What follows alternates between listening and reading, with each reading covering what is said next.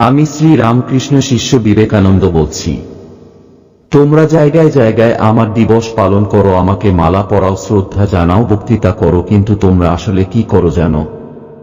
আমার ন্যায় নীতিগুলি, আদর্শগুলি, বাণীগুলিকে তোমরা দুমড়ে মুচড়ে রাস্তায় ছুঁড়ে ফেলে দাও।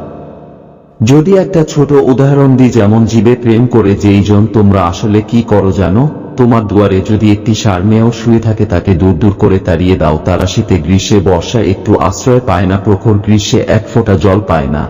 তোমরা কখনো ভেবে দেখেছ তারা কিভাবে বাঁচে? কখনো অসহায় মানুষের পাশে দাঁড়াও না? পাশ কাটিয়ে এমন ভাবে চলে যাও যেন সে অদৃশ্য। জায়গায় জায়গায় আমার দিবস পালন করলেই আমাকে সম্মান জানানো হয় না। আসলে তোমরা আমাকে আমার বাণীগুলি না মেনে আমায় দুঃখিত করো।